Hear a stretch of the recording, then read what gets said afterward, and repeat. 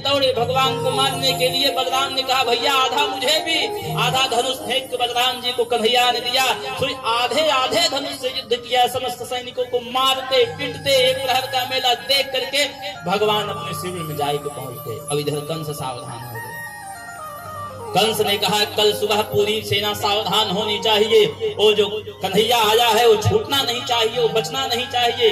मंत्रियों ने कहा महाराज कुबलियापीड़ हाथी को खूब मदिरा मदांध करके द्वार पर खड़ा कर दो और महावत को समझाओ कि द्वार से अंदर प्रवेश न कर पाए वो कन्हैया, उसी हाथी से उसे कुचलवाए दो।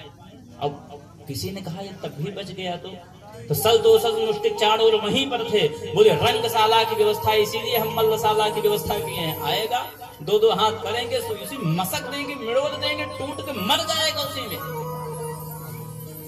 कंस प्रसन्न हो गया। कंस कहता है बस बहुत बढ़िया व्यवस्था है, इसी में काम बन जाएगा। अब तक तो घर पे पाता था घर में सब शेर होते हैं, अब यहाँ पे आके दिखाए अपना पराक्रम तो जानो।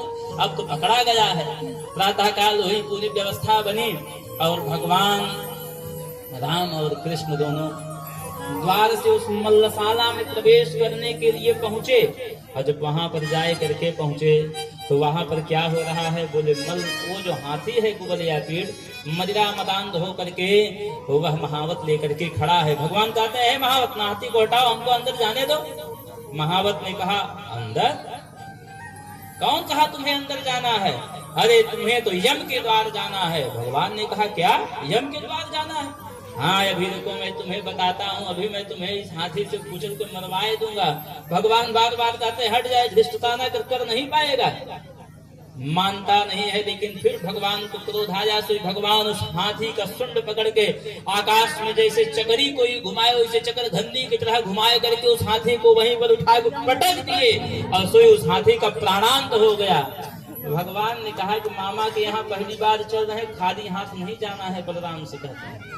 बलराम ने कहा क्या देखो चले, सो उसी हाथी का दांत पकड़ के उखाड़ दिए और उखाड़ करके दोनों भाई खूब बढ़िया से कंधे पर उस हाथी के दांत को लेकर के उस मल्लशाला में प्रवेश कर रहे हैं।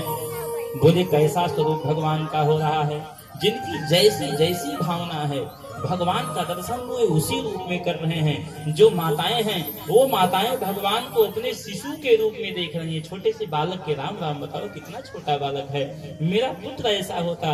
और उसी में कोई सोच रहा है, जो छोटे छोटे गोपक वाले हैं सोच रहा है राम राम तो मेरे मित्र है, मेरे सखा है। और जो योगी जन हैं तो भगवान उन्हें योगियों के रूप में दिखाई दे रहे हैं। जो वृद्ध बुजुर्ग हैं उनको भगवान नाती और पुत्र के रूप में दिखाई दे रहे हैं। जो सल तोसल मुष्टिक चाणूर है भगवान उन्हें पहलवानों के रूप में दिखाई दे रहे हैं। और जो भोजराज कंस है साक्षात भगवान उसे मृत्यु के रूप में दिखाई दे रहे हैं।